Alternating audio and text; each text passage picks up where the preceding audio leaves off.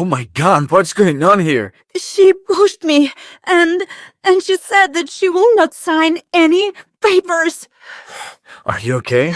Since when is it acceptable for a mistress to hug another woman's husband in public? Mom, what are you doing here? Me? I shop here. And what's your excuse? A married man embracing another woman. I'll explain you. No need. And do me a favor, do not call yourself my son if you're planning on doing this. Myself? Why did you marry me?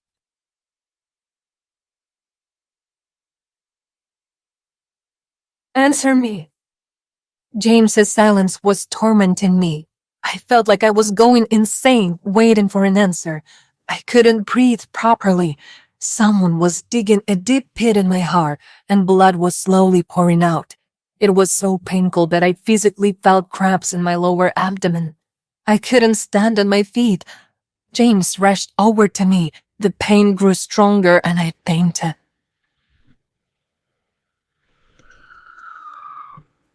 Doctor, please, save my child. I'll try to do my best, but I can't promise once. Save my child. Save my child.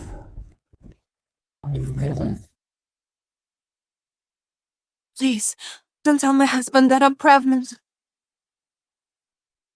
The morning of my second wedding anniversary started not the way I wanted it to.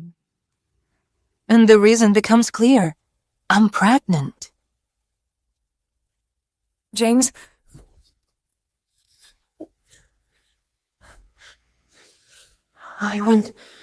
I want to tell you something. I'm filing for divorce. You what?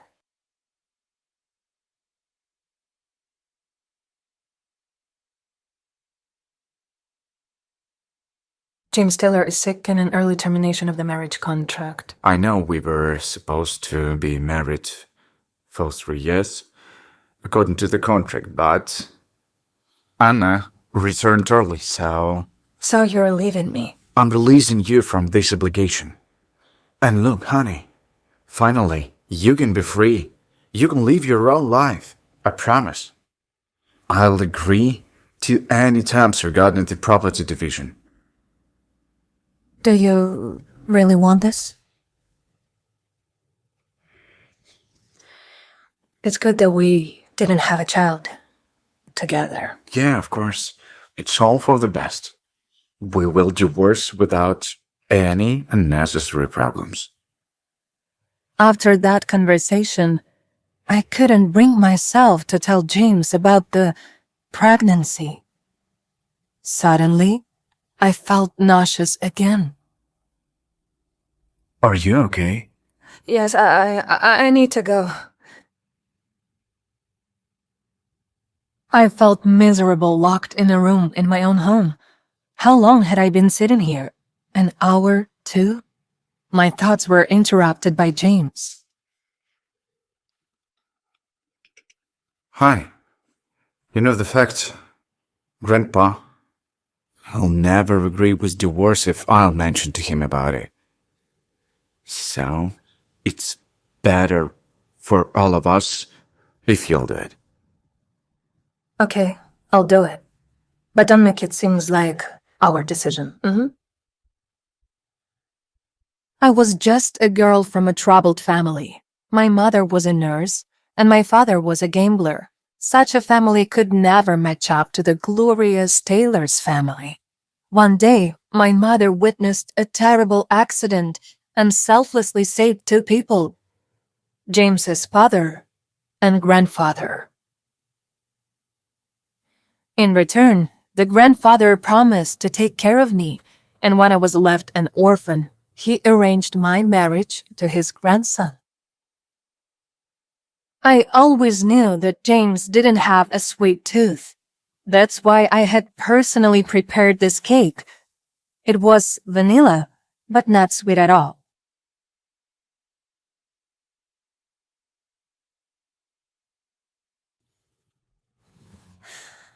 Hello, James. Thank you for your gift. Tonight. Oh, all right. So, Candlelit dinner? Bye, Emily. I couldn't believe it. On the day of our second anniversary, my husband was having a candlelit dinner with another woman. This fact instantly made me feel defeated, hopeless to the core. I had already completely lost in this competition with Anna.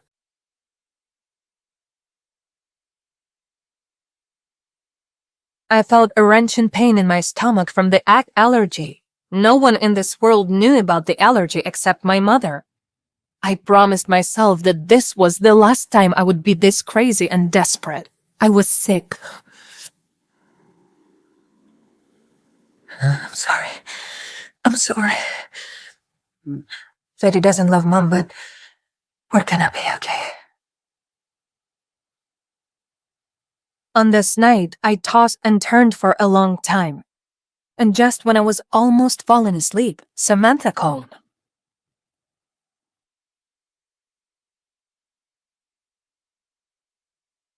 Hello? James and I are on 3rd Avenue.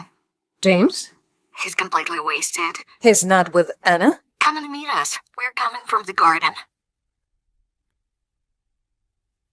James was very drunk, sleeping in the backseat. He looked as handsome as ever. I thought that some people in this world remained perfect even when they were drunk, like James. Samantha, why is he so drunk?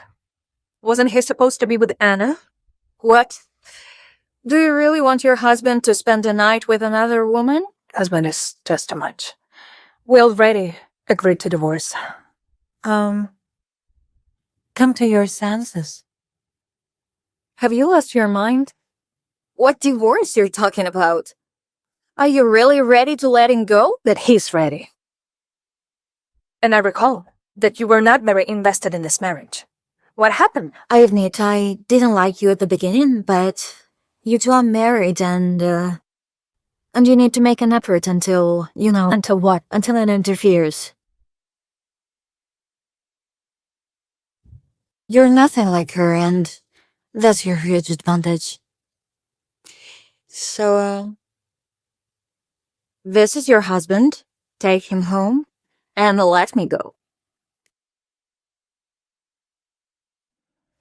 Samantha helped James out of the car and then left. It's Anna. She's looking for you. I'm sorry, I crossed the line.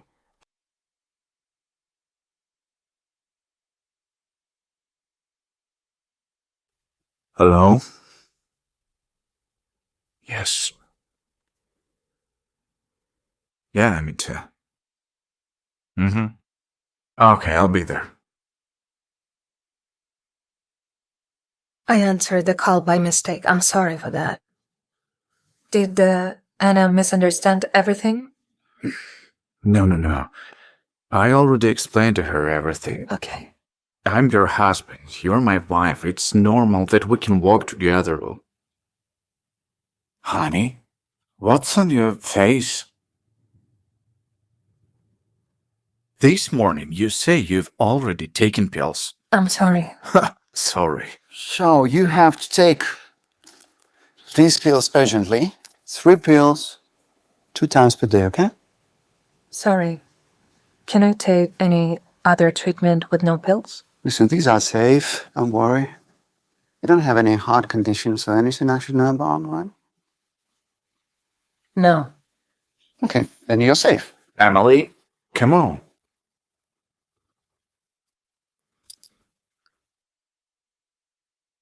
James, can you get me some water, please? Sure, honey.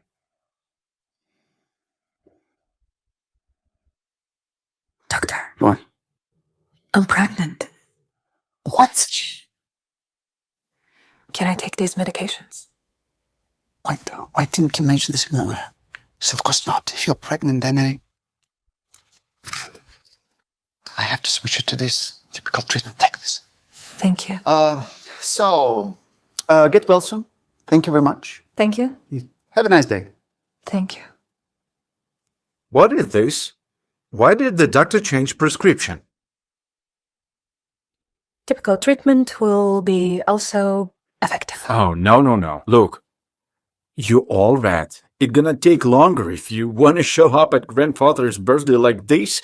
He will think that I abuse you. Don't worry. I will explain him everything. No. I should go and bring back the doctor. No, please, wait, please. It's me. I told him to change my medication. I didn't want to tell you, but I had stomach aches.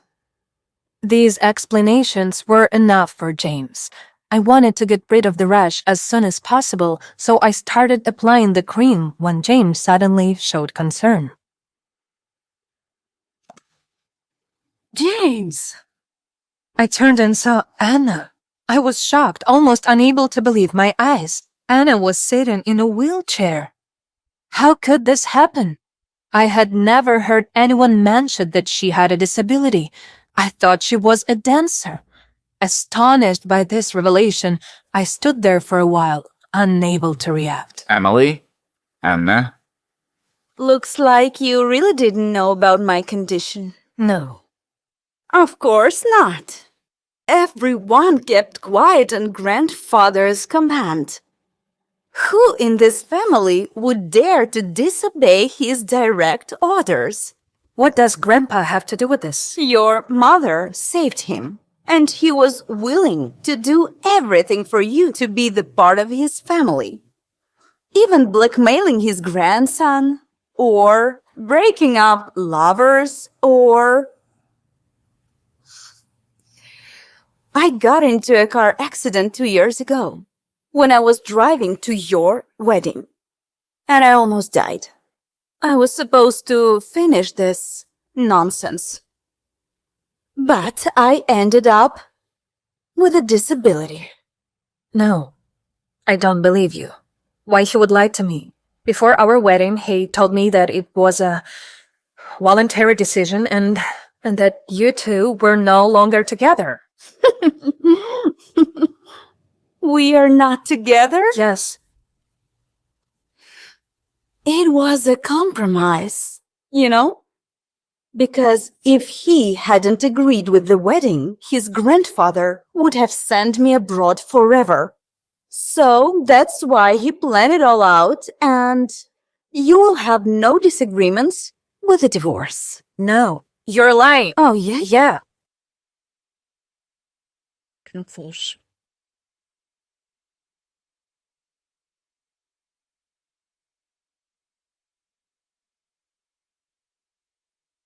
Oh my god, what's going on here? She pushed me, and she said that she will not sign any papers. Are you okay? Since when is it acceptable for a mistress to hug another woman's husband in public? Mom, what are you doing here? Me? I shop here. And what's your excuse?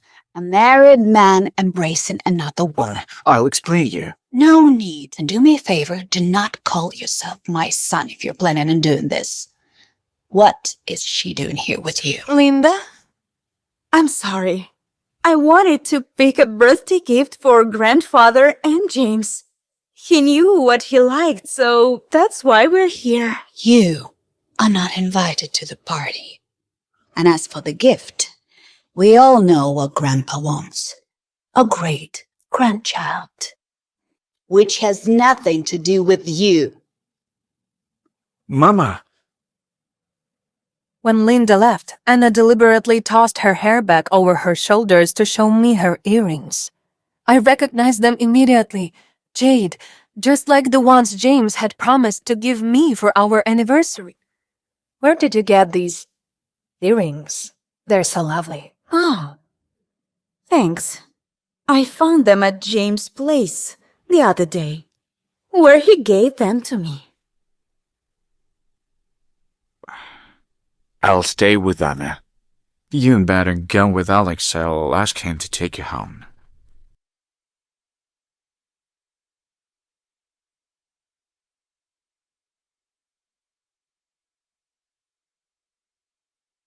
Excuse me, Miss. What? Miss Tyler's called. Said to expect her in 10 minutes. Oh, thank you, Robert. Hello, James? Hello, it's me. I'm very sorry, but James can't talk to you right now. I'll ask him to call you later. Not getting a response from Anna, I hang up the phone. I felt hurt. It seemed like James was inseparable from Anna. It was evident that he wanted a divorce as quickly as possible. If not for his grandfather, we could have had the divorce papers that very morning and become complete strangers. Oh, hi, Mom. I know you want a divorce. Walk it. But Grandpa is ill. So should you do anything to upset him, I will never forgive you. Mom, I would never hurt Grandpa. But James and other— Stop it! Do not worry about that girl. No one in the Taylor's family would ever accept a girl like that. Your job is to keep James.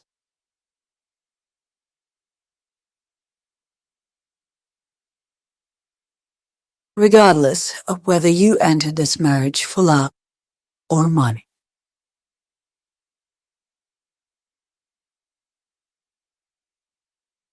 I do hope that you will give me a grandchild soon, so I can be proud of my son again. Sweetheart, go ahead with your shopping. When you're ready, I'll ask the driver to take you home, okay? Okay. Don't worry about me. I'll take care of myself. Okay? Okay.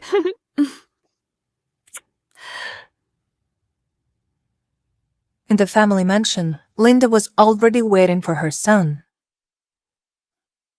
Have you ever given a thought how your wife must feel when you parade the mistress in front of her? Mom. I know about the divorce, but may I also remind you that your grandfather is very sick, and should your antics hurt him even a little bit, I shall forget that you are my son. I don't want to hear the— Anna is not as simple as you might think she is.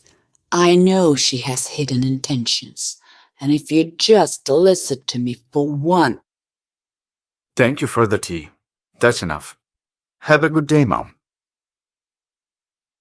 James came home seething with barbaric anger. I could barely get up from the couch. Oh, you came back? Look, I need to tell you something. Mom seems to know about our divorce. Oh, really? Didn't you tell her? Weren't you the one who raided us out? What do you mean? Of course not. Nonsense. It was the secret between me and you. What do you want, money? Don't say that. Anna was right. If you don't want a divorce, why don't you just tell me? Why did we play this game? I offered you to stay your conditions. Even if you want to take a half, you agreed on. And then you told my mom and grandpa. I'm not playing with you. Don't judge me by yourself. Myself? Why did you marry me?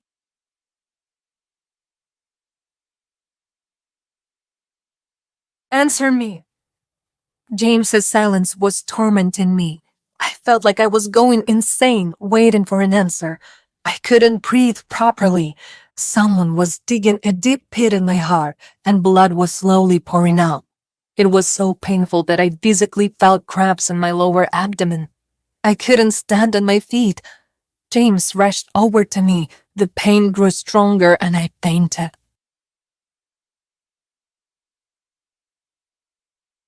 Bekend smooth, dikke mens. Det måtte virkelig ligge i sekretær for universitet.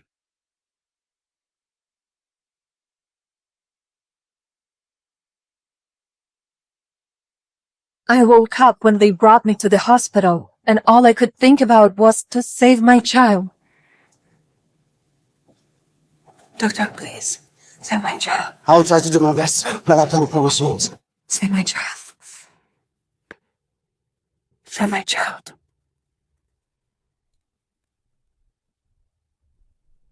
Please, don't tell my husband that I'm pregnant. What's going on? Hospital? Emily sat nervously as Dr. Wright and a nurse checked her vitals and performed a scan on her stomach. Look at this, you two. Your kiddo's a champ. Healthy and kicking. What? We're pregnant? James and Emily exchanged silent glances. Even if they stood as husband and wife, Emily couldn't help but wonder, would a child save their marriage? Perhaps it's not the end, but a beginning. Are you all right? James rushed over to Emily. I don't know, answered Emily, wincing, but it hurts too much to stand up. Her stomach had started to cramp, and the pain was unbearable. James helped Emily up. Let's get you to the hospital, he said gingerly. Come on. Even though Emily's emotions were fraught, she couldn't fight James this time. She allowed him to offer her his arm, leaning against him as he guided her to the couch. I'm going to call for an Uber. Just hold on, okay? James said, concern etched across his face. Emily nodded as she grimaced and tried to focus on breathing instead. Emily breathed in and out as pain continued to sear across her stomach. Hold on, little one, she said to herself. I'm so sorry. I'm so sorry. I'm so sorry. James walked into the kitchen. He came back to the living room with a half-empty water bottle. An alert on James' phone went off. A car's coming in a few minutes, James said. Are you okay? Emily nodded. James sat next to her and rubbed her back. That small gesture of comfort made Emily want to cry. Stop, Emily said, with her eyes still closed. Sorry, James answered quietly. They sat next to each other in silence until another alert let them know that their car was there. They got into the car and made their way to the hospital. Emily tried her best to keep calm, even though the closer they got to the hospital, the more she feared the worst-case scenario. I'm scared, Emily admitted quietly to James as he helped her out of the car. It's going to be okay, James said as he helped her inside. I promise. James quickly motioned for an attendant to grab them a wheelchair. Emily sat in the chair as James called someone on his phone. Hey, Dr. Wright, it's James, James said on the phone. We're here. We'll let the front desk know. All right, see you soon. Who is that? Emily asked. Dr. Wright, a family friend. He's the chief of obstetrics and gynecology here. He'll be here soon to help us out. James spoke with the front desk, and soon they were ushered to another floor. It was much quieter here. They were escorted to a large, pristine room with all the standard equipment of an OB/GYN, but also equipped with couches and a coffee table. Emily shook her head at the extravagance. James always made sure he had the best amenities there were, even while in crisis mode. How are you feeling? James asked, helping her out of the wheelchair and onto the couch. I don't know, Emily answered as she sank into the couches. Exhausted? She shivered at the hospital's temperature. James grabbed a folded blanket on the examination table and wrapped it around Emily. Rest until he gets here, James suggested. Emily nodded. Despite the physical pain still clawing at her insides, she closed her eyes and miraculously drifted off to sleep. Her dreams were fragmented and littered with crying babies and Anna's leering face. Emily was wandering around hospital rooms, only to find empty spaces. She had no idea what she was looking for, but every room was open. James stood at the end of the corridor and called out to her. Emily, Emily, James called out. Emily soon woke up to James gently shaking her shoulder. She was confused before she remembered where she was, and everything that had happened in the last 24 hours. Emily, I'm Dr. Wright, an older gentleman smiled at her. James called and said you were experiencing some pain. How far along are you in the pregnancy? Emily nodded. I'm sorry, I fell asleep. Yes, I'm 4.5 months pregnant. Dr. Wright nodded. I see. Well, first off, congratulations. And why don't you come over here, and we'll do a scan and make sure everything is all right. James helped Emily to her feet and onto the examination table. Emily sat nervously as Dr. Wright and an assistant nurse looked over her vitals, poked and prodded, and brought out an ultrasound machine to scan her stomach. Emily let James hold her hand through the process. She didn't know if it was for her or for him, or maybe in this case, they both chose to lean on each other. After several moments of scanning, Dr. Wright turned to the worried couple. I'll start with the good news. The baby is fine, Dr. Wright said. However, this was a small warning sign. If there are external stressors, whether you aren't eating enough or are undergoing stress, this will affect your body and your baby. Emily nodded. James hung his head at the mention of external stressors. Would you like to know the sex of the child? I can tell you right now, Dr. Wright asked. Emily and James exchanged a look. Emily started. James said. We'd love to know, Emily answered. Dr. Wright nodded. Congratulations. You two are to become parents to a healthy baby boy. Emily and James both let out a shriek. They couldn't help but embrace each other and then quickly let go. Thank you so much, Dr. Wright, James said, shaking the doctor's hand. I'll have your favorite barrel scotch delivered for Christmas. Dr. Wright laughed. James, my boy, look at you all grown up. You're going to be a father. The kid who used to steal liquor from Mark and Linda's liquor cabinets. James let out an embarrassed laugh. Dr. Wright, I was 15. Hopefully your baby boy will be less rambunctious than this one, Dr. Wright said to Emily. Emily couldn't help but smile. She had known James since high school and knew exactly what Dr. Wright was discussing. I'm pretty even-keeled. Hopefully our son will take after me, Emily said in good humor. James let out a chuckle. Let's hope, he agreed. Well, I'll let you two rest, Dr. Wright said. Keep me posted, James, and give me a call anytime. Thanks, Dr. Wright, James said as he walked Dr. Wright to the door. As James stepped away, Emily placed her hand on her stomach. The last few minutes felt almost normal. They were just husband and wife at the hospital, receiving exciting news about their baby boy, their son. God, I could have done without this, James muttered to himself. The bubble of happiness Emily had surrounded herself with suddenly burst. I'm sorry to have inconvenienced you. No, I didn't mean it like that. It's not this. It's everything. It's our entire relationship, Emily sneered. I get it. I'm sorry we both wasted the last 2 years of our lives. James walked back to Emily and let out a long sigh. The baby is good. He's healthy and good, Emily agreed. Thank God, James said. If something happened, it would have been because of me. James suddenly let out a small sob. Emily froze. This was the first time James had ever cried in front of her. James, Emily said softly. He's all right. Everything's all right. I am selfish, James said. I can't help it, but I'm going to do better. I want to do better. Emily nodded. We'll figure it out. James sat at the end of the operating table. We're going to be parents, James said quietly in awe. I know, Emily said, rubbing her stomach. Emily and James might have had different temperaments, different morals, to their taste in interior design, but they had always shared the same vision for the future. They had both talked about having a family.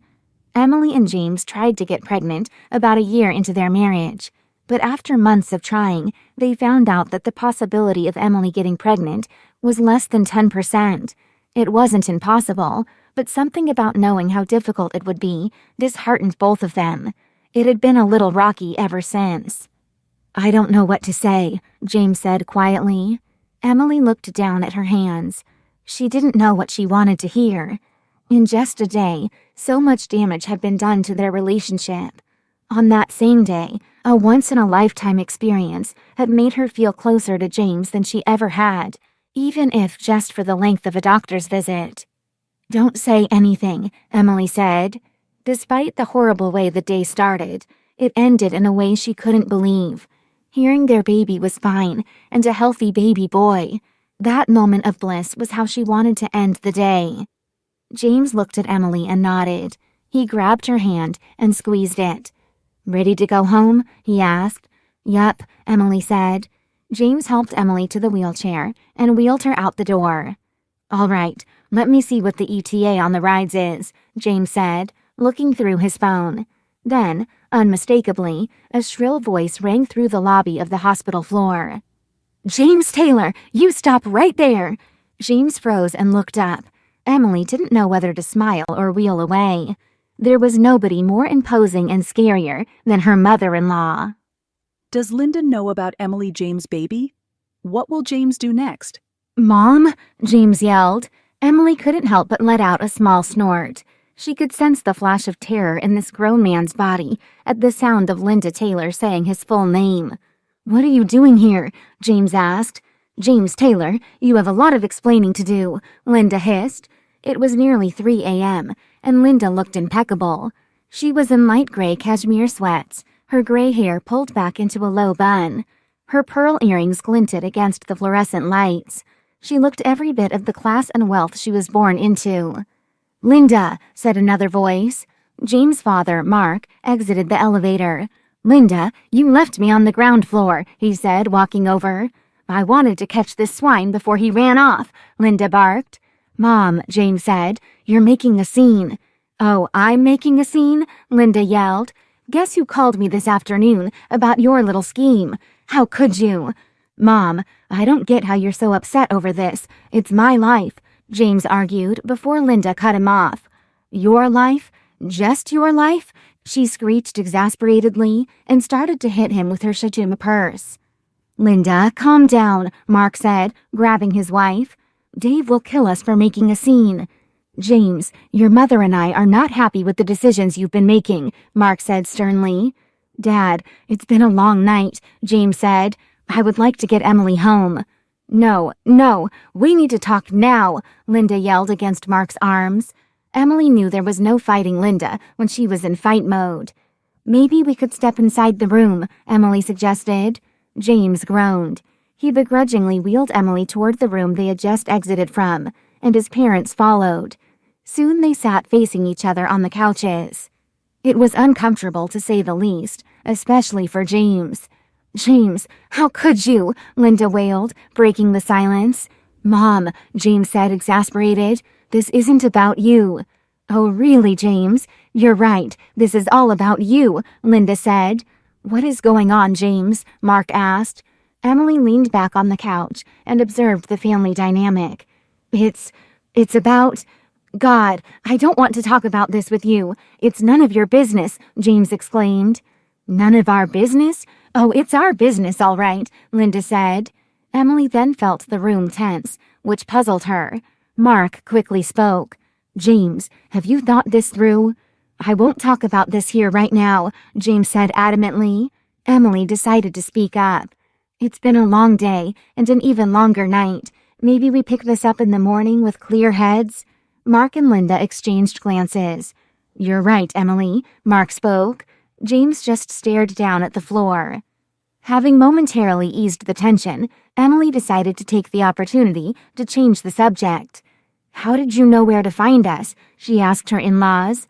Dr. Wright is an old family friend. He told us that James called, Mark explained. Isn't there a doctor-patient confidentiality clause? James exclaimed, throwing his hands up in protest. Yes, but you're not the patient, Linda snapped. Mom, James said. He felt hurt by Linda's tone. He just let us know that you two were at the hospital. Nothing more, Mark tried to explain. Sure, no harm, Emily answered. There was no use arguing semantics with this crowd, especially with how exhausted she was. Have you heard the news? Emily asked them. What news? Linda asked. Emily and James exchanged looks. James nodded. Linda gasped. We're having a boy, Emily said. Linda and Mark leaped to their feet, hugging each other and crying. Oh, congratulations, Linda said, leaning in to kiss Emily. James, Mark said, reaching out to shake his son's hand. So what's going to happen to the baby then? Linda exclaimed. James, look at what you did. Mom, James yelled, exasperated. If you can't do the time, don't commit the crime, Linda said with her nose in the air. That's true, Emily agreed. James said, come on. Emily shrugged. She let out a yawn.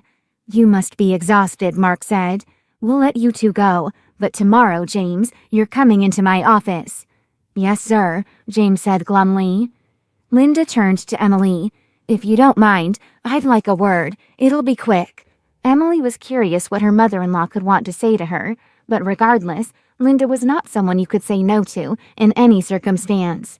Sure, Emily said. Mark and James stood up to head outside as James side-eyed the woman on the couch.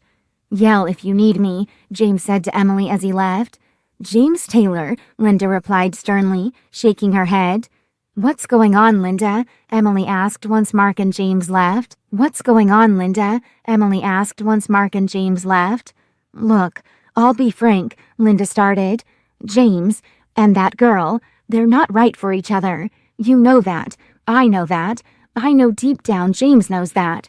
He just wants what he doesn't have. Emily listened as her mother-in-law spoke. While the two weren't particularly close, they were cordial.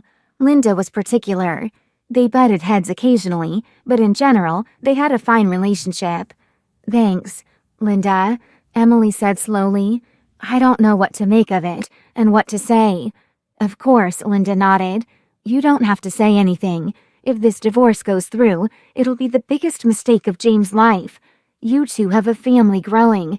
That girl, she's a floozy that hooked her claws in him for a taste of a better life. She doesn't care about him.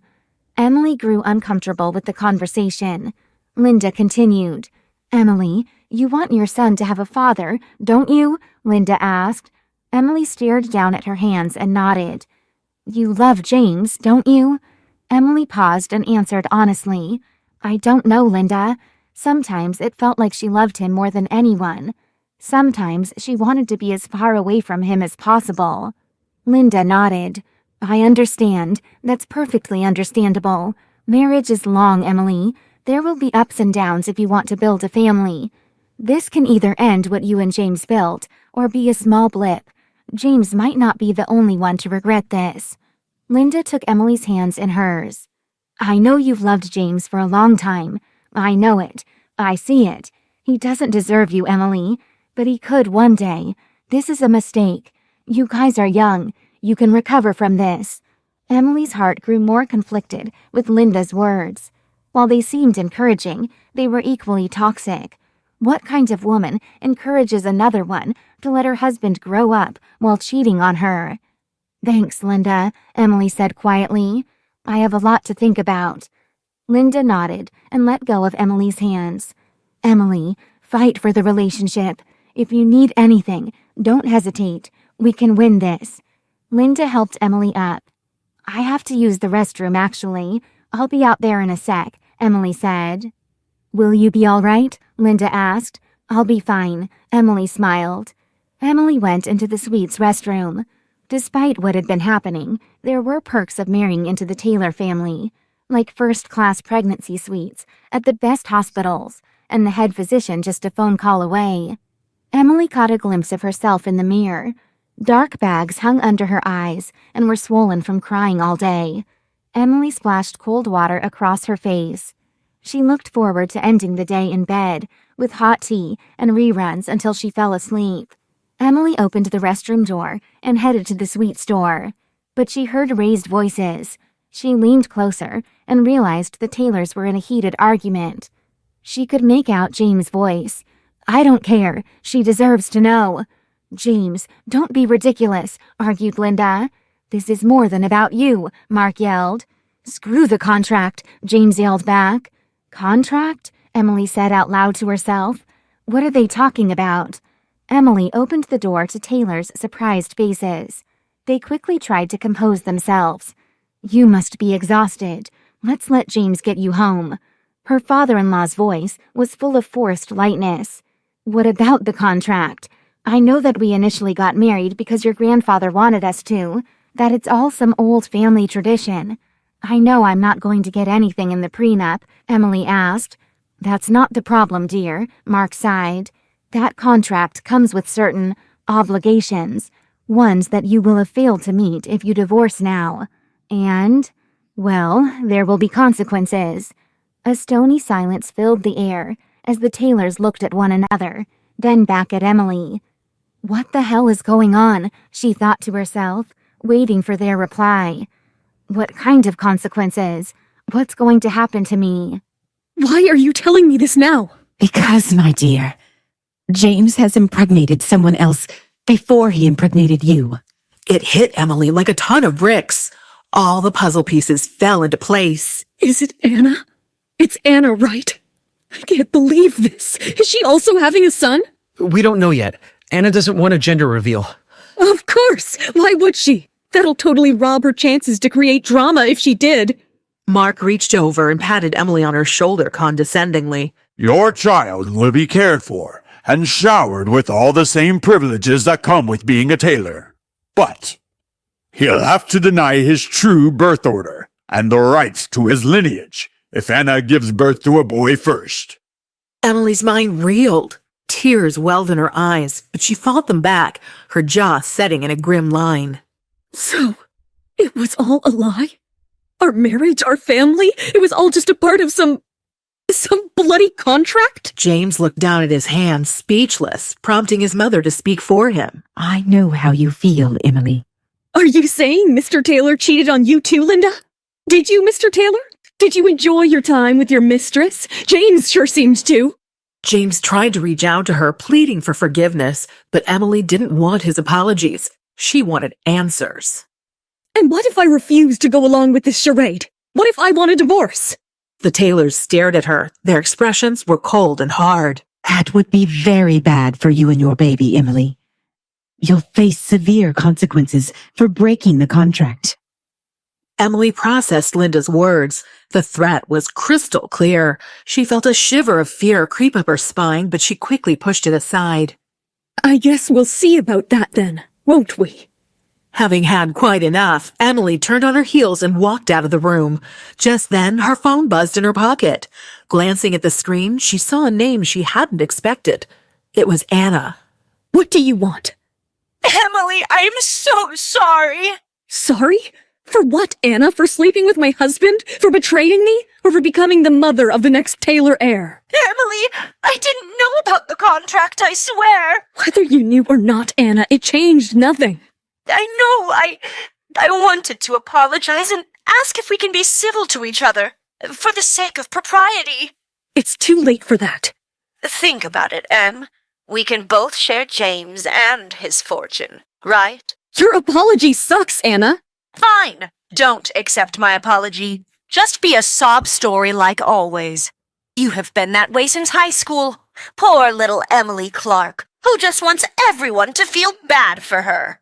Emily was exhausted from all the insults directed her way. He never loved you, Emily. Never. James only married you out of pity. He loves me. Do you hear me? He's mine. Oh, Anna, this is so funny. You and your stupid ego. To be honest, Anna, I'm grateful. See, you've done me a favor. You've unburdened me of a man who doesn't know how to value his vows or his family. Anna fell silent, and Emily continued, her tone mocking. Enjoy my leftovers, Anna. You deserve that. I hope he's everything you ever wanted, because he's certainly not what I want anymore. Emily disconnected the call before Anna could come up with a retort. At that moment, Emily vowed to her unborn baby. Don't worry, baby. I'm going to make the entire Taylor family pay for what they did. No matter what anyone says, you are the rightful Taylor heir. And one day soon, you will own every red cent of their billion-dollar fortune. Emily squared her shoulders and pushed open the door to the hospital room. She had to win this war, and for that, she had to strategize. Anna! Of all people, James! I honestly thought that he'd have better taste. Linda, let's not forget that Anna is carrying our grandchild. Yeah, a grandchild that I never asked for, Mark. A grandchild that's tearing this family apart. You need to calm down. How can I? Having an affair is one thing, but a divorce? That too when your wife's pregnant. It's simply not done in our family, James. I know. I messed up. I got carried away. But I can issue a statement. I can say I never meant to ask Emily for a divorce. I can say it was the lawyer's mistake. Good. Make it right then. I know you can. Amidst their argument, the Taylors finally noticed Emily standing in the doorway. Emily, you agree with me, don't you? That talk of a divorce is jumping the gun. I know you're hurt by what Anna has done. I don't care what Anna or James did to me. She's carrying your grandchild, and for that reason alone, we should be kind. Why the sudden change of heart? I don't want to argue and fight about any of this anymore. Not tonight. The most important thing now is making sure my baby boy is healthy. The negativity is not the way to do that. Relief flashed across the faces of the Taylors, adoration for Emily washing over them. Emily felt sick about it, but didn't let her smile falter. She pretended that she had accepted the terms of their contract. It was the only way she could put her plan into action and plot their downfall undetected. I think it's also worth mentioning that Grandfather Taylor's 80th birthday party is just around the corner. It'll be the right opportunity to do damage control on the divorce story. You're right, Em. I've been so caught up in my mess of things, I forgot. Why don't we go and pick up his gift that we missed earlier? It would be a good distraction, and I'm sure Grandpa would appreciate it. James has an important meeting tomorrow, so I'll take you shopping. What meeting? The one with the investors, remember? Right. I guess you two should go without me then. Great. Emily, why don't you come over for brunch and we can head out from there? I'd love that, Linda. After coming home, Emily kept on planning her next move. She suddenly got an idea. James, could you pick up some food from Ricardo's for dinner? I'm craving some Italian. James nodded and left immediately. Emily quickly moved to James's home office. She knew what she was looking for, James's emails. As she read further, Emily felt her stomach knot. This was more than just infidelity. James was embezzling from his own company. Who is this man I married? I need to save this evidence so I can use them later. Wait and watch, James. I'll give you a taste of your own medicine. Oh, God. This morning sickness is killing me. Emily stumbled out of bed while James slept peacefully. A bitter laugh escaped Emily's lips as she watched him. Sure. Why would he be worried anyway? Racing to the bathroom, Emily rinsed her mouth and forced herself to get ready for her mother-in-law's brunch and gather more intel on James's embezzlement. Let's get this over with. We can do this. Upon entering the Taylor mansion, Emily was greeted by the sight of the lavish interior. Lady Taylor has been expecting you. Please follow me to the kitchen. Linda sat at the end of the table, a cup of steaming coffee in her hands. Emily, dear, I'm so glad you could make it. How could I miss it? Feeling a surge of sadness, Emily glanced around the dining room. With her own family absent, Taylor's frequent family dinners had been the only family she knew. Emily, I admire your attempts to remain neutral in this whole situation. But we can't ignore the threat that Anna's pregnancy poses to our family. Why do you say that? Anna has always been obsessed with James. She sees James as her ticket to the good life. And if Anna is indeed having James's firstborn son, she seems to want to be Taylor badly. Why shouldn't she have it? Because of our family's history, Emily. Anna's grandfather and Grandpa Taylor are sworn enemies. I was already worried about this illicit child. And now, James wants to marry Anna. Grandpa Taylor will go nuts. Emily was overwhelmed by the shocking news. She started feeling sick again. I think I need to lie down. Do you mind? Of course not, dear. Let's get you to one of the spare rooms. Marianne, please take my daughter-in-law to lie down. Marianne arrived and wordlessly began to guide Emily out of the dining room. Linda picked up her phone, her heart pounding in her chest. She dialed James's number, and he picked up after 3 long, agonizing rings. James, it's your mother. Mother, I can't talk now. I'm busy. Linda could hear the distinct sound of a cash register ringing and the calm tone of Anna's voice in the background. Busy, huh? Is that the diagnosis from Dr. Lying to your mother? What? No, Or perhaps your new nurse, Anna, recommended some retail therapy? No, James, you listen to me. Stop this nonsense and get yourself to my house immediately. I don't think... No, you haven't been thinking. Otherwise, you wouldn't have allowed Anna to turn your head like this. But Mom... James, I swear to God, if you don't show up at my house within the hour, I'll track you down and humiliate you in front of your mistress. Is that what you want? I'll come over. And bring Anna. We have things to discuss. Okay, we'll be there. Linda hung up the phone and steeled herself for the upcoming confrontation. She would do whatever was required to protect order in her family. Oh, Emily, I hope you're ready for the war. I love you so much, Em. You've no idea how much I missed you. Sunlight streamed through the brocaded drapes as her eyes fluttered open, adjusting to the welcome sight of her husband's handsome face, smiling at her. and his deep brown eyes were full of longing, but suddenly worries gathered on her face like dark clouds on the bright sky. What about Anna? You love her, too. You're the only one for me, Emily, my beautiful wife. James reached out and caressed Emily's face. You're the only one I desire. Emily started to lean closer to him for a kiss when she heard a voice echoing from a distance. Wake up now! Emily, wake up! Startled, Emily sat up, the shadow of surprise etched on her features. James? James was sitting on the edge of the bed looking at her strangely. I guess you were dreaming. Was it a bad dream? Emily wiped her tears. No, a good one. One that was too good to be true. Anyways, what do you want, James? Mom thought it was high time we talked. Talk about what? Anna. An awkward silence followed. Emily was in no mood to discuss his affair. Despite everything, she was still in love with this man and didn't want to hear about the other woman in his life. She climbed out of bed and put on a robe, going to stand by the window. Anna is threatening to talk to the press, to tell the world about our child, unless I let her move in with me. Move in here? You mean at our house? Yes. Emily's heart thudded against her ribcage, but she veiled her emotions behind an impassive facade. What about me and my baby? Do you want us to live on the streets? No, never. With what I'm offering, you can go anywhere you want, Em. James took out an envelope and handed it to Emily. It was a new contract, cold and clear. For Emily's continued silence and keeping up the melange of her marriage to James, she would receive a cash sum of $10 million and the keys to the Taylor's coastal home. You're shipping me off to Malibu? I love you both, but this is my only option now. So, Anna gets my husband's name, my home, and I get a slap on the back and a hearty good luck? $10 million is more money than most people see in a lifetime.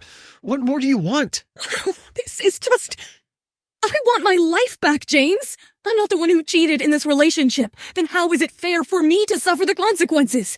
Have you got no shame? I can't give you what you're asking, Emily. You must understand, this is the best I can offer. So now this is a business deal. It's not like that, Em. But I don't want to hurt you any more than I already have. Emily threw the envelope on the floor. Hurt me? You are way more than just hurting me, James. I never wanted any of this. Why do you think I was so avoidant about starting a family with you in the first place? I was hoping this contract would die with me. But here we are. Emily had to sit down to keep from fainting, the pain of it too much to bear. I can't undo what's been done. I'll consider your proposition.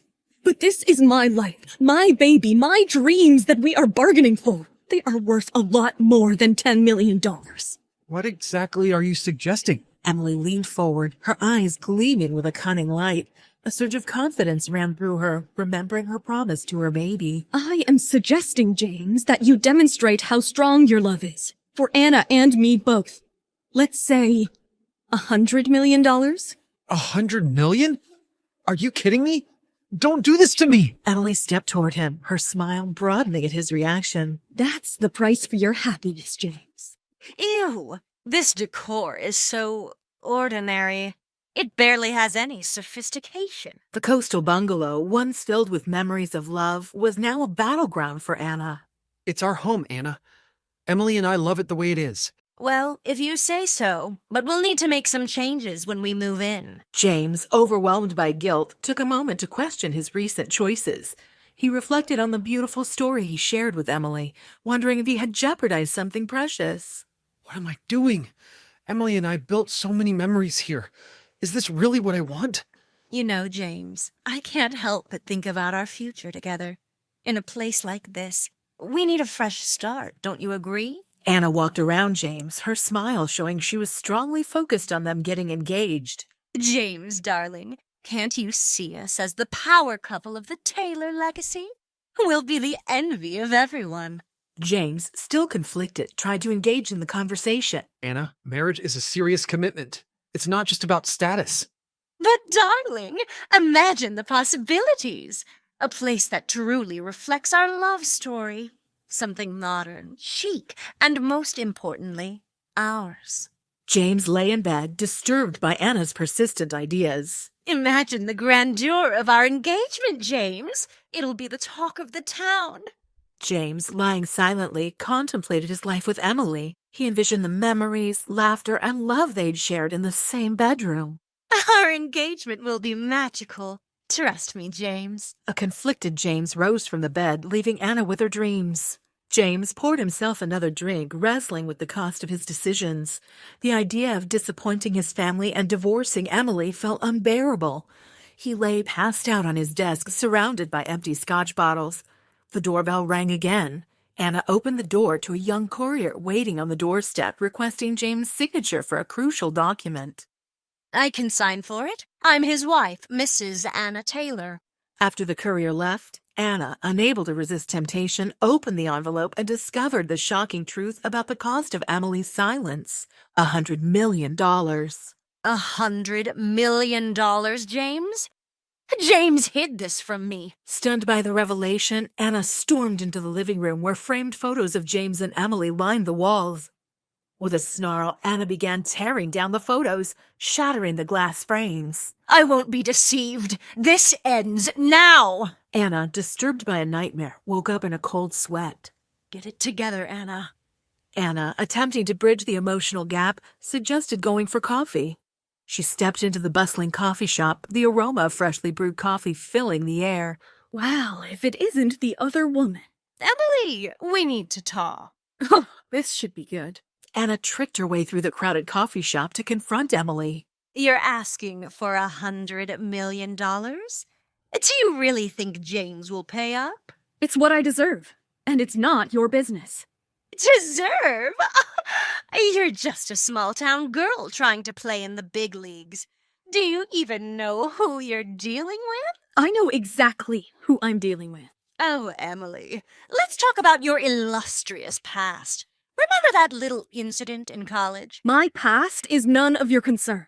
You're delusional if you think James will choose you over the Taylors. You underestimate the power of love, Anna. But let me enlighten you. This emerald has been in the Taylor family for generations. James gifted it to me, a symbol of our commitment. Emily revealed the Taylor family emerald, a dazzling piece of jewelry with a rich history. That doesn't change anything. It changes everything. James chose me, and this emerald represents a legacy that no amount of money can replace. The confrontation spilled onto the sidewalk, escalating into a heated argument. Do you think you're special? You're nothing compared to what the Taylors can offer. I won't let them dictate my worth. Blinded by rage, Anna failed to notice an approaching car. Watch out! In a shocking moment, Anna was struck by the car, the screeching brakes and the impact drowning the surrounding noise. Emily stood frozen, dumbfounded as the chaotic scene unfolded before her. Paramedics rushed to attend to the injured Anna, and police officers started securing the area. This can't be happening. A police officer approached Emily, a concerned look on his face. Miss, do you know this woman? Yes, I know her. We were just talking. The reality of the situation started to sink in for Emily. The threats and heated argument with Anna replayed in her mind. What have I done? Paramedics loaded Anna into the ambulance, and Emily was left standing on the sidewalk, haunted by the consequences of the dramatic confrontation. Anna lays unconscious in a hospital bed, surrounded by medical equipment. She's in critical condition. We're doing our best, but it's too early to determine the extent of her injuries. Emily, guilt-ridden, looked at Anna's lifeless form, the weight of the situation bearing down on her. But then she got a call. Hello? Mrs. Emily Taylor, can you please come to the nearest police station? We need to talk. Emily sat across from a detective who was jotting down notes. Hey, I understand this must be difficult for you. We need you to provide a statement about the events leading up to the accident. We were arguing, and I never imagined it would escalate to this. She threatened me, and I just wanted to get away. We'll need your cooperation in the investigation. Your statement will be crucial in understanding the circumstances. The detective continues taking notes as Emily struggles to recount the details. Hey, listen, Mrs. Taylor, I feel you are lost. You may go for now. Another police officer will meet you later at the hospital, though. And then the car came speeding and hit her. He seemed drunk. Yes, the driver was drunk and far from the legal limit. He has been arrested and will be accordingly dealt with. You take care of yourself. Thank you, officer. Thank you for your cooperation a second time, ma'am. Upon getting the news of the accident, James arrived in a jiffy. Emily, how did it happen? Where is she? She's getting treated inside. I am sorry, James. Can you tell me how it happened? I mean, why did you two meet? It was, regarding the agreement. The divorce and the contract. You were talking about that. Things escalated too quickly and this happened. Jesus, why would you two even meet about that? It was supposed to be between us. I'm sorry, James. And what was so important that you two met? Anna, she felt that I was talking too much, that I was taking from her child's share. She was unhappy about it and she confronted me at the cafe. Confronted you? I don't understand what made her go there. You live on the other side of the town. Why would she bother coming there? She must have felt it was important to talk about it. And what did you tell her? Is it because of what you said that she got upset? We had an altercation and she got angry. She chased me across the street. She was blinded by her anger and followed me. And then... Then what? And then a drunk driver sped through and hit her. Right in front of me. James, I am sorry. I should have behaved properly. I got so angry that I stopped in the middle of the crosswalk and put her in that situation. I put everyone in danger. Me, her, our unborn child. The only person to be blamed is me. If I hadn't done what I did, if we hadn't... No, James, you can't blame yourself for this. None of us saw this coming.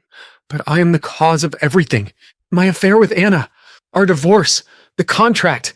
I've been wrong with my actions, and everything led to this. We all made our choices. I made the choice to meet Anna. I'm sorry, Em. I never wanted this.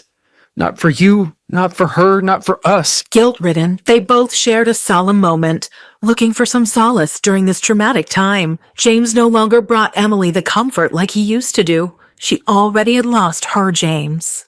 Doctor, how is she? Can I see her? Her condition is critical. What do you mean? What about the baby? The impact of the car was significant. She has suffered multiple injuries and internal bleeding. We have managed to stabilize that for now, but the most concerning issue is that she has slipped into a coma. We are trying everything, but with each passing moment, the chances are getting bleak. If she doesn't gain consciousness in the next 48 hours, it could impact the unborn child. James, are you all right? Yeah, I am. I'm okay. You should go see her. I can't go alone.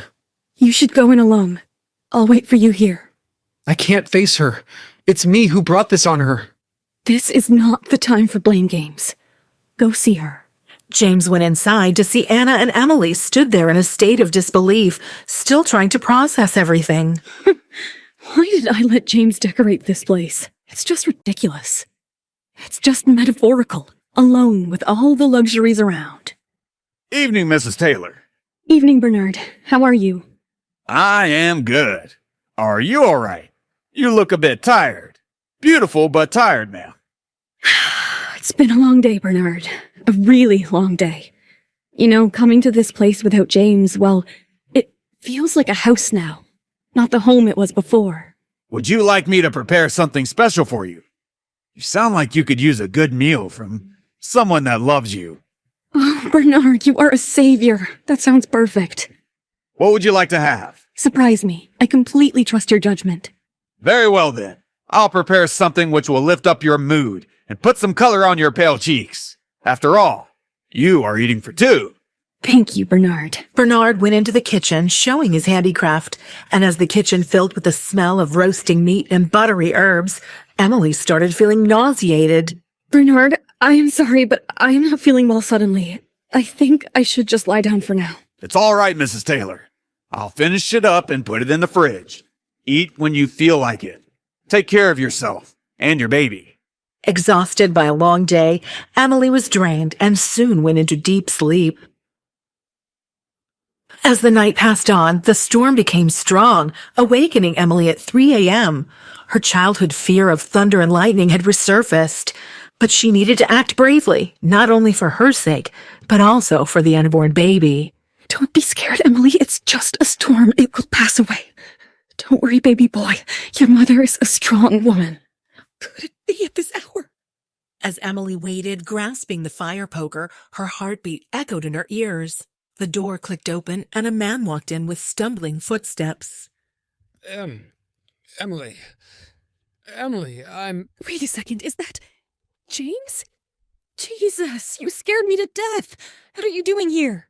Emily switched on the lamp and could finally make out James's face. He was drunk. I didn't know where else to go. And why is that, James? The hospital. They told me I should go home and sleep before returning tomorrow. I went to our apartment, but it felt so empty. Couldn't handle it? You know, even the bartender told me to go home. And no one wants to be near me, Em. Will everything go back to normal if I'm gone? Did you come here expecting me to feel sorry for you? I didn't plan to come here. I got a car, but must have put in the wrong address. I didn't know I was there until I was at the front door. Emily sighed. She was frustrated, but her heart still felt bad for James. All right, you can stay, but in the guest room. And this isn't some reunion. Show yourself out in the morning. James stepped closer, reaching for her arm tenderly, and all feelings washed over Emily like a wave. Something stopped Emily from pushing James away. James cupped Emily's face and kissed her. It was a kiss full of regret and unspoken words. We shouldn't be. Emily managed to gasp out, but James still went to bury his face in her neck. Hush. Just let me... Emily pushed him away again. Reality flashed back in front of her eyes. The betrayal and the lies all came back to her. No, James, we can't do this. James felt a strong refusal for the first time from Emily. Right, Em. You're right. I better go to the guest room.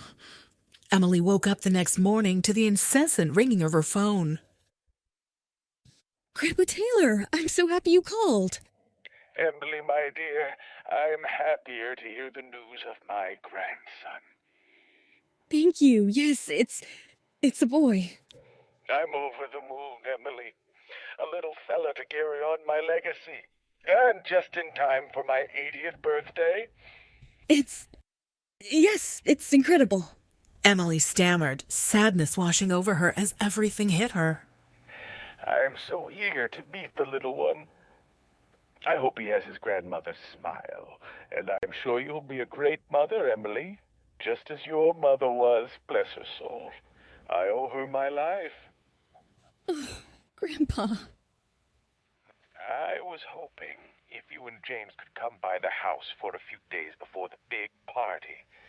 I don't want to worry you, but my health hasn't been ideal. Also, I wanted to discuss a few things with James. All right, Grandpa. We'll come as soon as we can. When Emily went to check on James, she found him gone, leaving a note that he was going back to the hospital. She kicked on the chair nearby to let out her frustration.